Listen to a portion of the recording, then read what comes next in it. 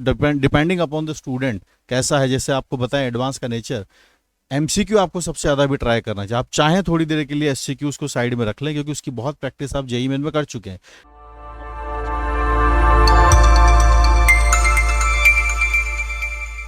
Hello guys, welcome back to all of you. इस समय अपने कई सारे ऐसे स्टूडेंट्स हैं जो जेई एडवांस की प्रिपरेशन या तो शुरू कर चुके हैं या डेफिनेटली कुछ समय बाद करने वाले हैं, जो कि अभी इस समय अपने रिजल्ट का वेट कर रहे हैं।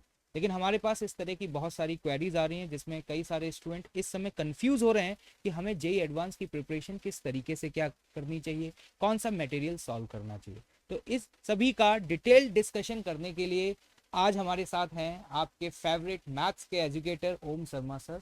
तो वो आपको आज यहाँ पर बताएंगे पूरा डिटेल्ड प्लान कि मार्गदर्शन 3.0 जो हमारा एक एक्सक्लूसिवली बैच है फॉर जेई एडवांस, उसमें हम किस तरीके से आप सभी लोगों को जेई एडवांस के लिए प्रिपेयर करा रहे हैं।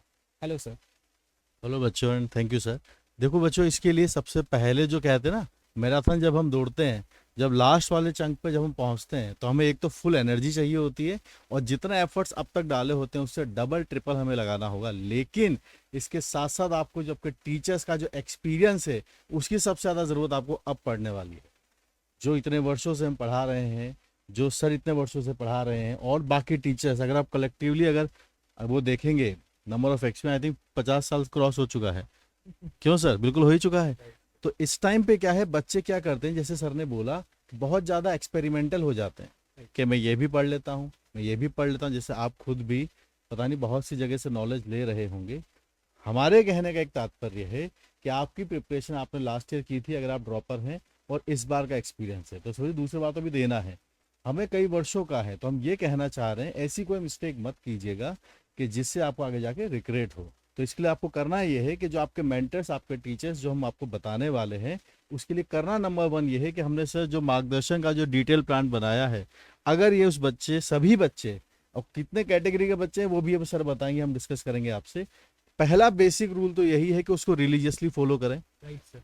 जिससे उनका तीनों सब्जेक्ट के अंदर सिलेबस जो है कवर हो जाएगा। हम दोनों ने अभी डिस्कस किया, तो हमारे हिसाब से 3 कैटेगरी के बच्चे हैं। पहला मैं बताता हूँ, दूसरा सर बताएंगे, तीसरा भी सर बताएंगे, ठीक है।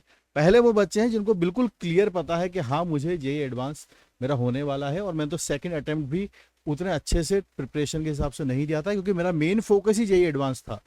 उन बच्चों की अगर हम बात करें, उनके लिए भी ये वाला जो मार्गदर्शन चल रहा है, उनको रिलीजियसली फॉलो करना चाहिए। हाँ, ये बात है कि क्यूएफटी के अलावा they can refer to some other books also, some other material, वो भी हम ही लोग उनको प्रोवाइड कर सकते हैं, ठीक है।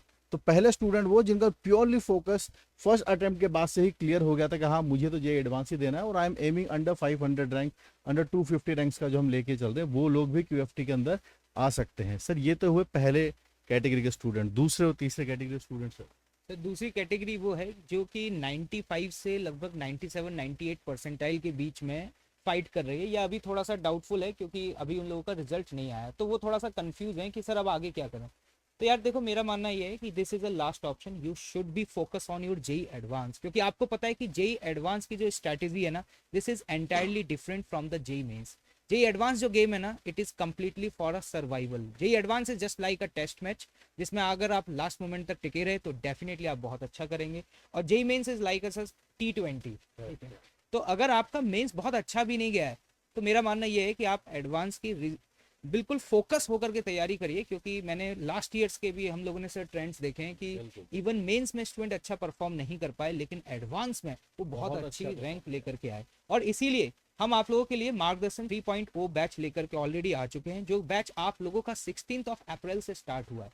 मैं आपको ये कहूंगा कि इस बैच को आप फॉलो करिए। This is a driving force that will help you to reach your final destination, क्योंकि आप अपनी तरफ से करेंगे तो शुरुआत में जोश बहुत हाई होगा, लेकिन अगर आपके पास सही डायरेक्शन नहीं होगा तो क्या होगा कि कुछ समय बाद आप रैंडम एफर्ट्स करना शुरू कर देंगे, और रैंडम एफर्ट्स करके आपको एग्जैक्ट पता ही नहीं चलेगा कि मैं अपनी फाइनल डेस्टिनेशन तक पहुंच पाऊंगा या नहीं। तो देखिए, ये मार्गदर्शन जो 3.0 बैच है ना, इसके अंदर जो बच्चे तीसरे कैटेगरी जो बच्चे हैं, जिनको अभी डाउट है कि परसेंटाइल कवर होगा नहीं होगा, जो कि लेस देन 95% के बच्चे हैं, उनके लिए भी हम यही बात बोलने वाले हैं कि उस दिन जो होगा रिजल्ट के टाइम कुछ ही दिनों में आ जाएगा, तब की तब देखेंगे। पढ़ने में कोई नेगेटिविटी या वैसा कुछ है ही नहीं। और ऐसे बच्चे जो किसी रिजर्व कैटेगरी से हैं, वो लोग के लिए तो सुनहरा मौका है।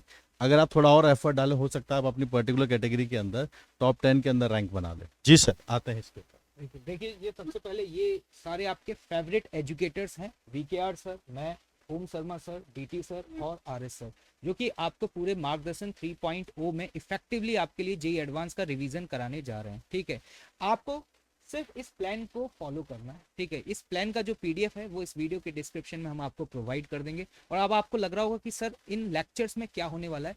इन लेक्चर्स में हम आपके वो कॉन्सेप्ट और वो सारे ट्रिक्स जो कि एडवांस के लिए इंपॉर्टेंट है उन सबको कवर करने वाले हैं। तो यहाँ पर आप देख रहे होंगे कि वीकली आपके टेस्ट भी होते रहेंगे जनाब। ठीक है, तो बस आपसे ये रिक्वेस्ट है कि अपना दिमाग मत चलाइए, अपनी तरफ से एफर्ट्स मत करिए, अदरवाइज क्या होगा कि आप गलत डायरेक्शन में जा सकते हैं। You have to follow the 3.0 batch. और जैसा कि सर ने बताया कि भाई आप किसी भी कैटेगरी में हैं, this is the minimum requirement अगर आप जेई एडवांस में एक अच्छी रैंक लाना चाहते हैं। Sir any other things sir? देखो ये नेसेसरी है, दे आर टू थिंग्स। कुछ चीज़ें नेसेसरी होती, कुछ चीज़ें सफिशिएंट होती हैं।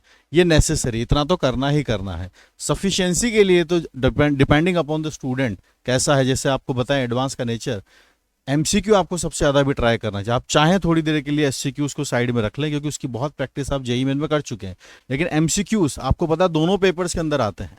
तो पैसेज सॉल्विंग करना, ये सब चीज़ें हम आपको इसके अंदर देते रहेंगे। ठीक है, वो करना है आपको सॉल्व, जो बोलते जाएं चैप्टर वाइज करते जाइए। 3 बातें होती हैं, पेशेंस रखिएगा, कंसिस्टेंसी मेंटेन कीजिएगा, और अगर आपने डिसिप्लिन मेंटेन कर लिया, आईआईटीज आपके लिए बिल्कुल दूर नहीं है। तो अगर कोई भी स्टूडेंट जिसे मार्गदर्शन 3.0 के बारे में नहीं पता है कि इसका रजिस्ट्रेशन कहाँ से होगा, तो उसका जो डिस्क्रिप्शन है पूरा वो इस वीडियो के लिंक में आपको मिल जाएगा। और साथ ही साथ जो भी ऑफलाइन लर्नर्स हैं वो यहाँ पर आकर के क्लासेस को अटेंड कर सकते हैं। चलिए, थैंक यू सो मच।